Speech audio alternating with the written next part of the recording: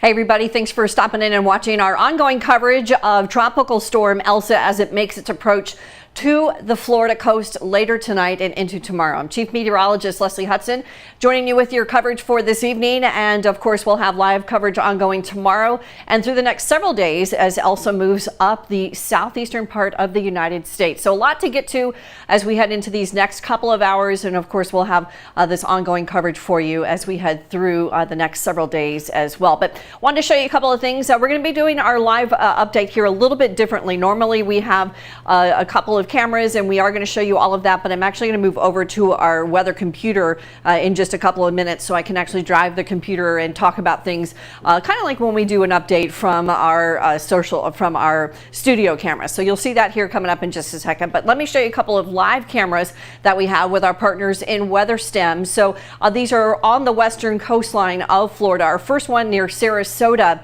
and this area has been dealing with a lot of the squally weather off and on today. Right now that picture not looking all that bad. It's actually been a little bit of a break from what's been a blustery day for a lot of southwestern Florida. Florida Keys, of course, got the worst of Elsa this morning. We'll show you some video coming up, but take a look at this other camera. The National Hurricane Center believes that Elsa will likely become a hurricane and make landfall very near here. This is Cedar Key, also from our partners from WeatherStem. The camera here looking really good. Lots of blue sky and just some cumulonimbus overhead, but that is going to quickly change, you guys, as we soon will see the beginnings of Elsa head into play as we head into these next couple of hours. Let me show you some video that I got this morning from some of the worst impacted areas, and that, of course, again, the Florida Keys, in particular the lower Keys, Key West. You can see the video here. Again, pretty intense stuff. The winds there in Key West were estimated around 60 miles an hour. Some of the gusts were higher. Some of the gusts were higher than that. Say that to me one more time, Matt. You got to tell me one more time. Oh, I'm so wet. Oh, okay. So, you know, there was dealing with a lot of rough weather this morning, and some of those squalls were pretty intense. They've had some of those feeder bands still consistently down there. In fact, our partners with WeatherStem, their camera down there is no longer in play. Unfortunately, it's been, we think, been knocked out from Elsa, but not entirely sure. And then I've also got some video out of Melbourne, Florida. This is from the National Weather Service here, and from yesterday, and they had a time lapse of the first feeder bands, or rain bands, if you will, that were impacting parts of Florida late in the afternoon and into the early evening hours yesterday. And of course, more expected for Central Florida. We'll get you updated on that forecast as well. And then our last video is near Cuba. And again, this was from the Hurricane Hunter reconnaissance aircraft. And of course, they have been scheduling their missions nonstop in and out of Elsa. They'll continue to have consistent flights. In fact, I do have some flight data from them. They're currently inside Elsa right now, so we're not getting a ton of info, but I do have some video or some information I'll show you here coming up in just a second. And actually, Matt, I went out of order. I apologize. If we can go to the app, I'll take that and we'll talk a little bit about the app. So what you can see when we take this full is we're showing the hurricane tracker layer. So this is a paid upgrade from the app, but I'm going to turn that off in just a second because the other features that I have toggled on come with the free download. So let me take off the hurricane tracker real quick, and then we'll show you what we've got going on here. So you can see the wind layer and the surface low that's trying to get organized, but the one big thing that we see missing here is thunderstorms around that entire circle. So we see some storms on the south side, we see some storms on the north side. What we don't see, on the north side and on the west side, what we don't see is total wraparound thunderstorm activity here, or what we call concentric banding, which would indicate some of the larger thunderstorms trying to wrap around the center. So what we see is a heavily loaded east side storm, and that indicates, of course, that there has been some vertical wind shear. Instead of having a nice tight cylindrical cone, if you will, we kind of have a displaced cone, so that if you had a cone and you couldn't put it in the atmosphere, that's what it would look like. So that helps to impede this from getting stronger. So that's, of course, good news. However, throughout the day today, again, some of these storms have started to try and wrap around the center. So as I pull this out a little bit, you can see that there's still some storms that are trying to wrap around that tight circle. So there is the opportunity for this to get into the threshold of a Category 1 hurricane, and the National Hurricane Center does believe that will happen. So that's why we are dealing with hurricane warnings in this area for tomorrow, because the thinking is that we will actually get a Category 1 hurricane before it makes landfall. One of the other features I wanted to point out to you is we've seen some intermittent power outages. This is our latest feature in the app. And if you tap on that blue box, it'll say Hendry County outage, and there's about 257 people affected out of 15,000. We've also got some power outages up here in Marion County near Alachua County in Gainesville, where there's about 2,500 people, just shy of that, out of about 143,000 people tracked. So this is a useful tool. To find it, you're going to go to the layers menu and go all the way down to the bottom, and you'll see our power outages.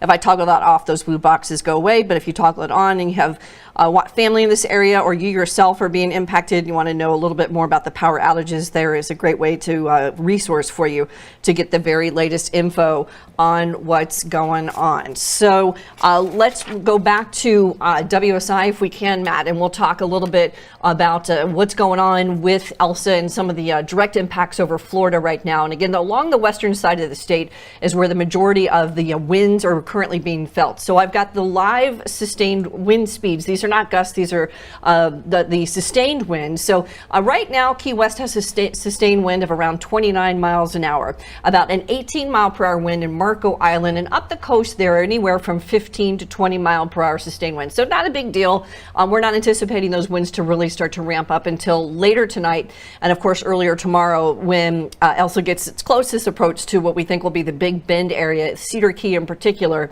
and then crossing over the state, moving into Georgia and into South Carolina after that. So at this point, again, the winds are certainly manageable, but some of those squalls have been pretty intense, that for sure. Take a look at the live sweeping radar, and I'm going to kind of drag this over. So the red box you see there is that tornado watch that is currently ongoing for a big chunk of the state of Florida. And then the purple, of course, is the tropical storm warnings. The other red color you see there is the hurricane warning. I'll show you that to you graphically as well. But you can start to see, again, some of that feature that we're trying to see Elsa trying to get some of that wrap around here around the center. So see, we're starting to see this more packed in across the east side and on the north side. And then we do have precip down around the whole center, but not thunderstorms. So those are still trying to wrap around the actual center itself. Let me grab my little drawing. It is right around in here, and of course I've got the wrong color, but right about there is the center of circulation. So we're definitely trying to see some of that activity try and get all the way around that circle, around that donut, if you will, which would indicate the ability for this to get stronger.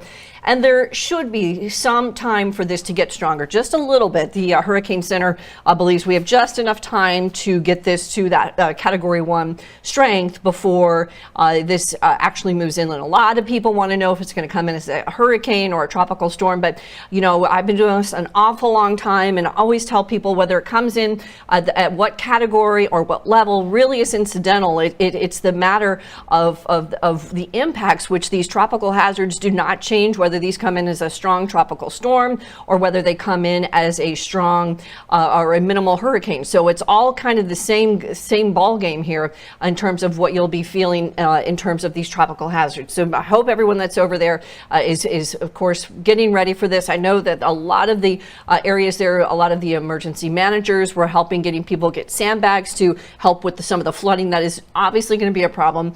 This is a similar situation to Ada last year.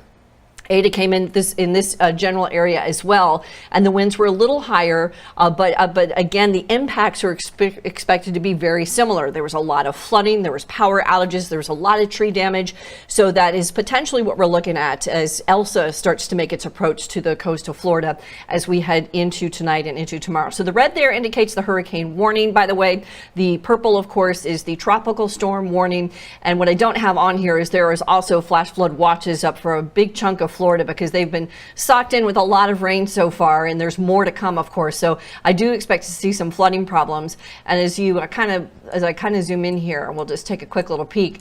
You can see again some of those storms trying to wrap around. It's like a big tire in the atmosphere, and that tire is trying to get all that tread around the complete circle of that tire. So once we would see that happen, we would see, of course, an indication that this is getting stronger. There was a drop in the pressure today that almost always correlates to an uptick in the wind field, and that's what we did see with the Hurricane Center bumping up the winds to 70.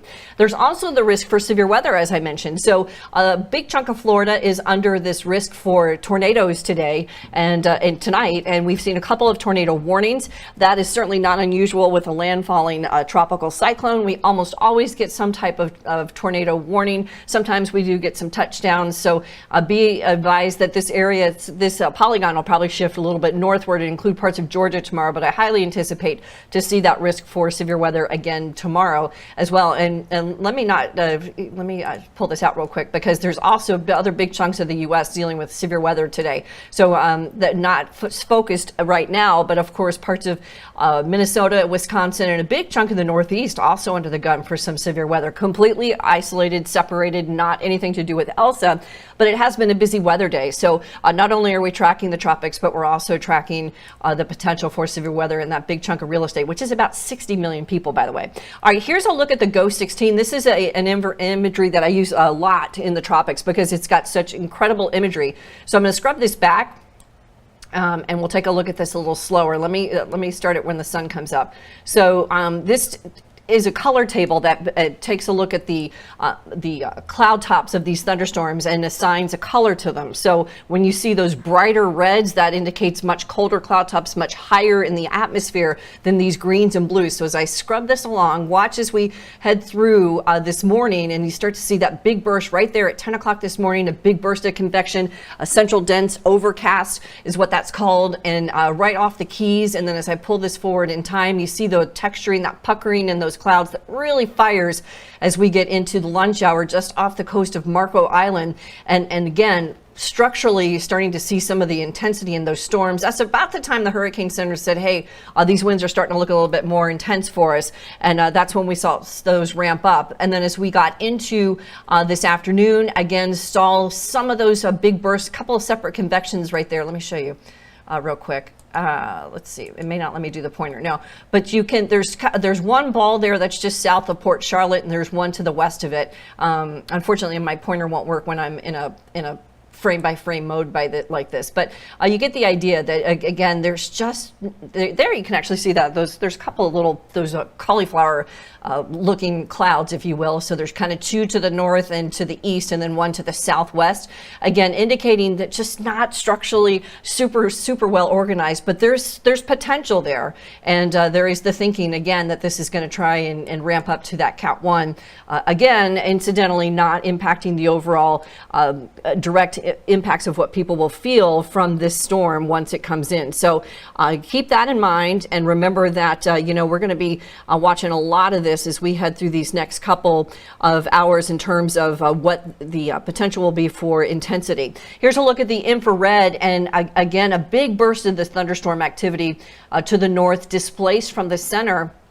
But a lot of that outflow is starting to fill in through parts of Florida. So most of the Sunshine State today has been has been overcast. There have been periods of squally weather. We're here in the Orlando, of course, and we've had a fair amount of, we had a couple of decent squalls come through here a couple of hours ago that were packing some decent winds. So we're expecting more of that tonight and into tomorrow. Officially, Elsa is about 155 miles south-southwest of Tampa, moving to the north at 10, pressure down to 998 millibars. And again, the winds holding at 70 to get that threshold to a Category 1, of course, would be at 74 miles an hour. And as we head into tomorrow, you see the landfall. The Hurricane Center keeps this as, again, a Category 1 minimally through the overnight tonight, coming in very near Cedar Key, and then moving into parts of the Big Bend area, right over into the Florida-Georgia line as we head into tomorrow afternoon, quickly moving up into the Carolinas after that. And the big problem, of course, will be the potential for the rain in these two states, in particular Georgia, South Carolina, where there is a lot of probability for flooding in these areas, and particularly right where Elsa is going to be coming in. So the risk for the flooding is going to going to be an increased factor for Georgia, South Carolina, parts of North Carolina as well. And then it moves up the Atlantic seaboard and kind of skirts off the coast of New York by Friday. But even on Saturday, it's by the time it's up in Nova Scotia, we're still going to be talking about this system all week. So even though it's really going to be moving quickly, it's expected to kind of hug the Atlantic seaboard over the next several days. And that, of course, means that everybody that lives along this region will get some indirect impact of what Elsa has to deliver. In terms of the storm surge, there you can see from Bonita Springs all the way up to Horseshoe, and that's where there's been a watch, and there's the storm surge warning to the north of that, where we're anticipating, again, 3 to 5 feet. Now, what makes this complicated is as Elsa has paralleled the coast of Florida and comes through these large these areas that have bays like Port Charlotte and Tampa area, it pushes the water out briefly. And then as the cyclone moves northward, the winds come back around from the south and the west and push the water back into those bays. So it's a very interesting weather phenomena. If you live in an area of the country that experiences this, like Florida does, there's other areas in the country that do this as well. But if you're not familiar with this and you're visiting Florida on vacation, it is summer. A lot of folks, of course, come here for summer, and you want to go out and take a look at this, which of course is not recommended. A lot of people don't realize that when those bays empty out, the water's coming back, and sometimes there's not a lot of warning. So I saw a lot of people in the Keys, especially in Key West, trying to get on that southernmost tip and take a picture there this morning. The wind was ripping. People were having a hard time standing.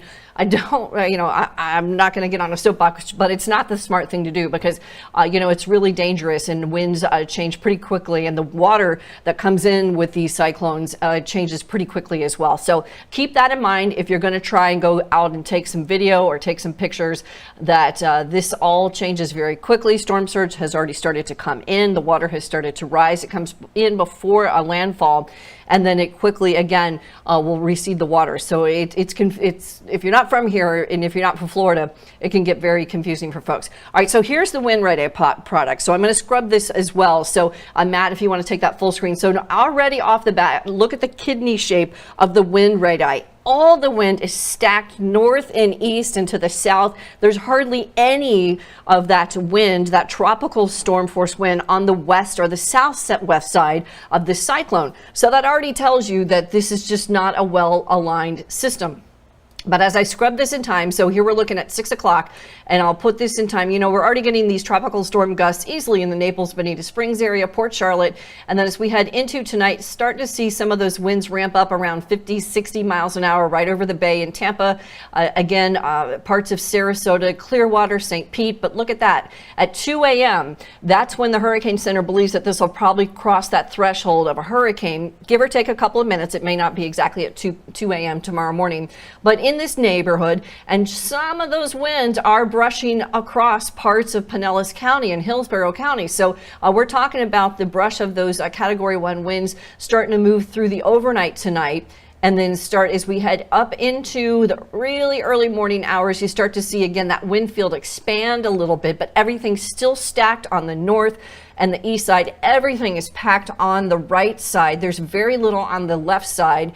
And of course, that's where Florida is. But the wind field again stays well to the west of Metro Orlando. I had a lot of people ask me, I was on vacation last week and I got back late last night, but a lot of people were asking about Metro Orlando and city proper and what folks are going to get. Notice the wind field stays away from the Disney attractions area. So Universal, Walt Disney World, SeaWorld, all of our big attractions out here, you're to the east of that wind field. So although this area is expected, the Central Florida area and over to the coast is expected to get 25, 30 miles an hour. That's going to be in gusts, and certainly something that folks here in Florida are used to dealing with. But the bulk of those winds are going to be stacked up along the western side of Florida. And then notice as I pull this up into early morning, Cedar Key, 8:39, potentially landfall. They're right over Cedar Key. Again, this is an estimate from the Hurricane Center. This is not the exact entry point of where we think Elsa, but probably pretty close to that. And then the camera will follow up, moving through parts of Lake City by the afternoon into southern Georgia after that, and then headed up into, again, parts of northern Georgia, southern South Carolina, up the coast into the Carolinas, and then up into the Delmarva, where it will likely exit somewhere probably between Virginia or over in that in the Chesapeake Bay area. Still a little bit early to say where that exit point is going to be, but definitely going to still have winds in the neighborhood of 39, 40, probably 40 miles in gusts in Morehead City by Thursday, and then still going to have some of those peripheral impacts across the northeastern part of the country as we head into the next several days. So arrival of tropical storm force winds, already have that across the southwestern part of the state and a good chunk of the extreme western part of the state. But notice interior Florida, eastern Florida, not feeling really a whole lot. We haven't had a whole lot, as I mentioned, but as we head into tomorrow, again, some of those winds 2 a.m. Will be closest to the Tampa Bay area,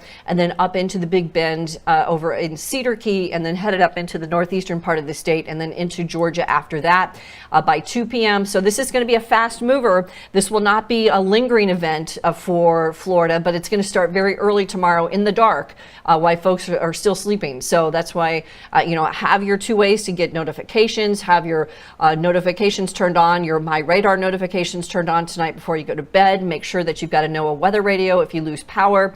And power outages are going to be possible. Even with a minimal Category 1 hurricane, we'll have some short-lived power outages for sure. That almost always happens, so be prepared. Those don't usually last too long in big cities, but it certainly is a possibility as we head through these next 12 hours or so. So this next product that I've got here is called the potential wind gust, and this is using the European model, a high-resolution European model, and its guidance. Again, this is not again what's 100% going to be happening. So at 6 o'clock, gusting around 20 to 30, and I buy that because I showed you the live wind field, and the winds were 15, 20, and you usually tack on another 5 to 7 in a gust. So I buy that. I'm not sure, by the time we roll around to 2 a.m., that's probably a verifiable number. Tampa, around 43 miles per hour, Cedar Key around 36, 43, Bradenton. Remember, the Hurricane Center is anticipating a hurricane, so the winds are going to start to ramp up. Cedar Key 61 right around 8:30 tomorrow morning, and then again, guidance goes up to 65 around the lunch hour at Cedar Key. Start to see the numbers, so let me back that up a second. So Orlando, by the way, at 2:30 tomorrow, gusting around 27. Certainly nothing that the state of Florida is not used to. We get thunderstorms every day in Florida just about this time of the year, and the winds are usually around 40 to 50. So this is certainly manageable stuff, but lasting for a couple of hours can make power lines weaker, can make those tree limbs weaker as well, and that's where we could potentially see some of those power outages. As we take a look up the road, as we get up in time here, 26 for Savannah, 12 for Atlanta. This is headed into Thursday, and then I've got the Carolinas, Hilton Head by Thursday, 6 a.m., 52 mile per hour wind, and then as we get into the afternoon, we're looking at 22, 25 mile per hour winds there in parts of South Carolina up into North Carolina after that. In the neighborhood of, look at Fayetteville, let me back that up, 57 Thursday at 7:30. So again, several days of dealing with some significant winds as Elsa moves up into the Carolinas, and that's as far out as that product goes. I'll update that as we get through this week though, and give you some guidance. So definitely going to see some of those impacts through the Carolinas. My larger concern for the Carolinas is the rain, that I think is going to come with Elsa as well. Storm surge, well, we already saw that in the Keys, 1 to 3 feet, but 3 to 5 in this area along western Florida, and that's pretty significant. We've talked about this a lot. How much water can move a person off their feet, how much water can move a car, and a storm surge of this neighborhood can easily move cars that are in the path of the surge. So if you have a car that's parked at the beach in a public spot and you didn't move it, it may not be there when you try and go back can get it because a 3 to 5 foot surge of water can easily move cars and displace them, into separate areas of that neighborhood. So hopefully folks haven't done that. They've gone to higher ground and have moved their vehicles as well. This is the Hurricane Hunter data that I was telling you about. So they're still en route in this. So the only update I have right now is the pressure, which we know is at 999. And you can see way up in the top of my screen, it says the speed was at 9 miles an hour. So they had let me just point that out in case you're wondering where it is. It's right above our little logo right there, so where it says 9. So they just were en route in this particular pass when I loaded this show. So we'll get some information from them pretty soon because they're going to give another update at 8 p.m. tonight. So we'll get some more recon data from them fairly shortly. So the HRR Futurecast, the HRR, our high resolution model, does a really good job of handling tropical cyclones. I use this model a lot when we get a landfall because it's a short forecast. It's a short model run. So the shorter the runs, typically the higher the resolution, the more accurate they are. And this one does a pretty good job. So we're showing you 6 o'clock. And again, let me get you your bearings here with my little pointer. So the broad area of low pressure right in here, ragged. See how we've got a big gateway here, if you will, where it's not all tightly packed right around. And again, heavily loaded on the east side. We don't see those storms wrapping around the entire center here, indicating a system that's just not super organized, but does have some of that potential to get a little stronger. But some of those bands, as I mentioned, are going to be pretty intense as we head into tonight. So look at that as we head into 2 a.m. Really seeing some of those squalls come through parts of just to the east of Fort Myers, but up into the Tampa area and over into Polk County even as well, and even going to scoot up into parts of Orange County, Lake County as well as we head into the overnight. Early tomorrow morning, pre-dawn, 5:30, still dealing with a lot of rain. I do think we're going to see some flooding problems in the Tampa Bay area. Some of that pink magenta that you see there, that's going to move over Cedar Key. That will be where the highest winds are going to be. So if this comes in as a Category 1, that was where we'll see the actual wind field in that pink magenta you see that will have those winds sustained potentially around 75 miles an hour. We'll see how that all comes together. So let me scrub this forward. And again, timing line, most of the timing here has been in the neighborhood of between 8 and 9 a.m. tomorrow morning for landfall. And you can still see, though, all the way there in the Orlando area and through parts of Lake County, some pretty decent squalls. So tomorrow morning, again, probably the worst weather for Central Florida. And of course, in the Cedar Key area where where we're expected to see very close to the landfall city, again, that will still be fine-tuned tonight and through the overnight. So as I scrub this forward through the overnight, Jacksonville going to see some. Jacksonville's another city that tends to flood a little bit on the easier side than other cities in the country. So we'll look for that as well. I do expect to see some of these flood watches extended through larger areas tomorrow and later tonight as well. And then as I pull this out, again, some of those storms still kind of holding together, moving into Georgia and into South Carolina. And even though this is moving fast and that generally means a better scenario for flooding, I think that some of these squalls are going to be heavy enough that we could see some localized flooding in the neighborhood of 3 to 5 inches, maybe even more as it moves up into the Carolinas. So hopefully not a huge problem. Hopefully the swift movement of Elsa, because it's going to get picked up by a cold front, and that's going to help to really accelerate it. But there's still that potential for some heavy rain. So 5 to 7 there in that pocket between Fort Myers and into the Tampa, St. Pete Beach area, 3 to 5 in that area that kind of straddles up into Lake City, southern Georgia, and then we don't have this on here, but this will be 1 to 3 in the Carolinas. So, we'll see how the Weather Prediction Center, how they change this. This is called the QPF model, estimates the rain between now and 3 days from now. So hopefully we won't see a whole lot more than this, but if this will update tomorrow, and the product may indicate a little bit more rain, of course, as Elsa moves northward. Look at the sea surface temperatures. A lot of folks talking about this too, asking about the opportunity for more strengthening.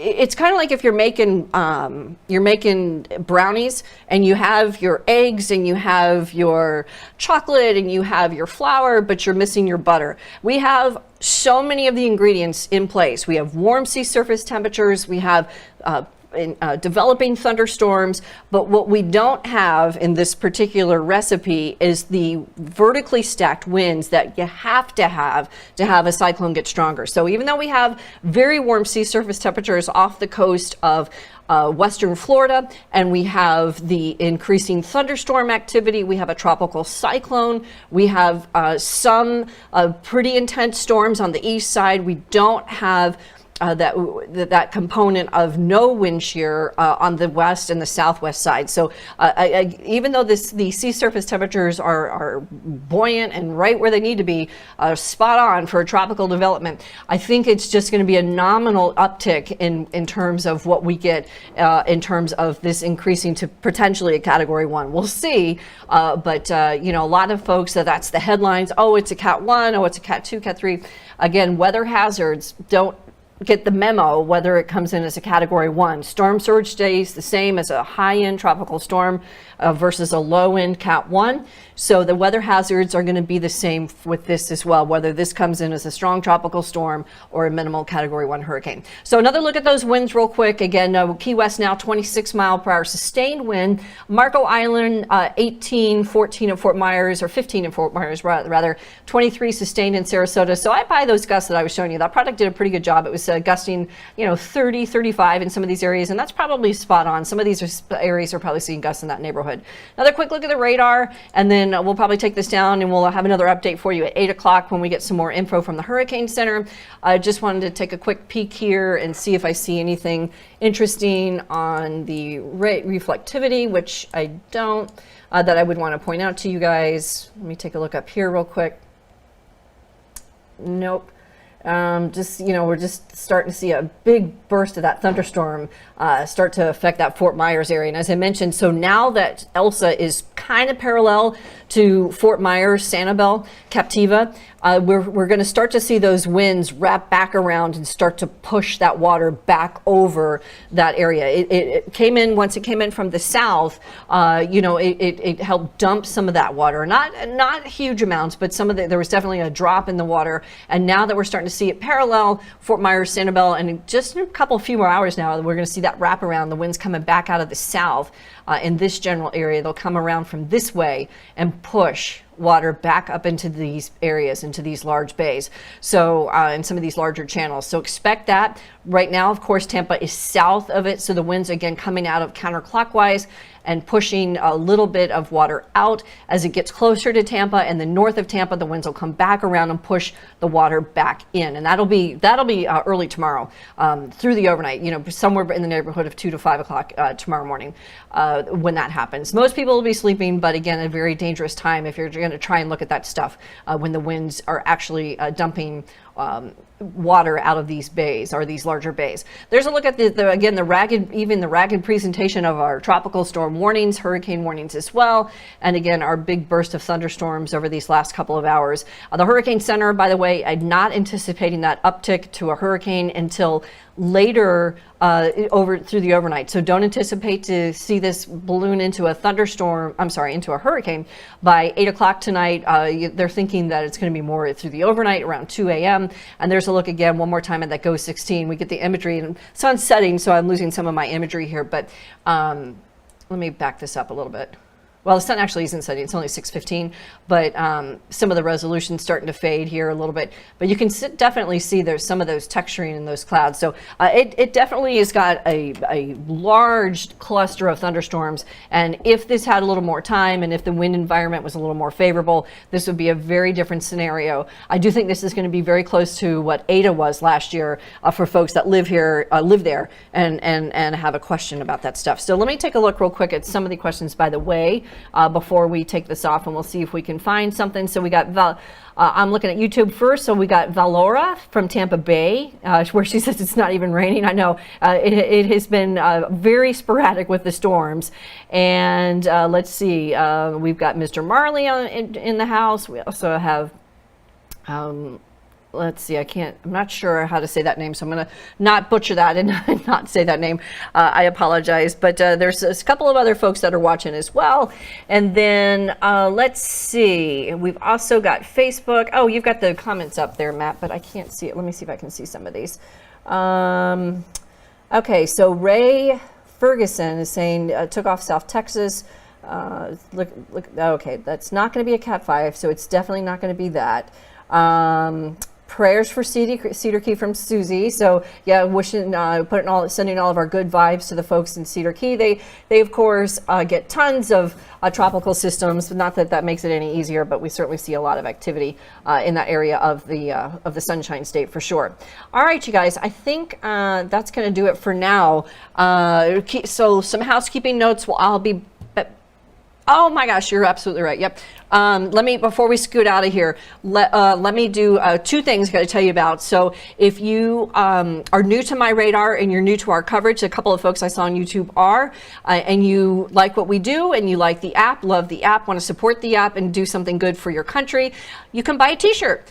We have a MyRadar t-shirt, and those I believe are currently, there's a promotion on them, but all the proceeds that we get from our portion of those proceeds, I should say, goes towards feeding America. So if you buy a t-shirt in our store, I believe there is a brief discount there. I'm trying to find it here. And Matt, if you know, 10% off, okay, and a portion of the proceeds will go towards Feeding America, which of course is a great organization that helps folks around the country. So we'd love for you guys to help us out with that. And then before we scoot out of here, as I mentioned, there's multiple weather things going on, events going on besides the severe weather, besides Elsa. It has been super sweltering hot in the western states. Take a look at this video from Aaron Jajak. This is before he went on vacation. He's currently camping in southern Canada right now, but he shot this at Theodore Roosevelt National Park in North Dakota. And of course, the bison there trying to escape the scorching temperatures that so much of the country of those western states have been dealing with. There has been some relief from that heat. Some of those numbers have relaxed a bit, but still extraordinarily unusual to have this long stretch of very hot weather with triple digits across the Pacific Northwest. You know, you just don't get that very often for long durations. It's not unusual for those states to see some triple digits, but we've been talking about triple digits and records in those areas for well over 10 days. So the bison here trying to get a break, laying down, breathing, sweating it out there. But Aaron said that they were fine. For any of you guys that are curious if they were injured or not doing well, Aaron said they were doing A-okay. All right, you guys, I think that will do it for this update. Again, we'll be back here. Matt Hyland and I are here for the duration for tonight, and we'll have another update for you around 8 p.m. And of course, our big update from the Hurricane Center comes at 11 p.m. Not anticipating an upgrade to a hurricane by then, but of course, the hurricane hunters are currently in there, and they might find some winds that cross over that threshold. Don't hang your hat on that, as I mentioned. That's just, a headline. It doesn't change the direct impacts that you may be feeling if you're in this area of Florida. All right, you guys, have yourselves a great night. Have good dinner. We will see you back here in just a few hours with another update at 8 p.m. and we'll see you back here at 11 p.m. as well. For now, stay safe, and we'll see you here in just a bit.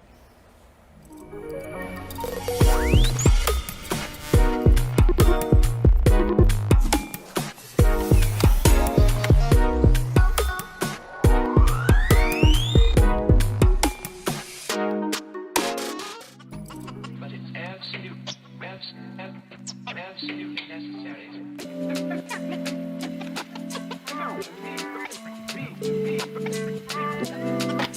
But it's absolutely necessary.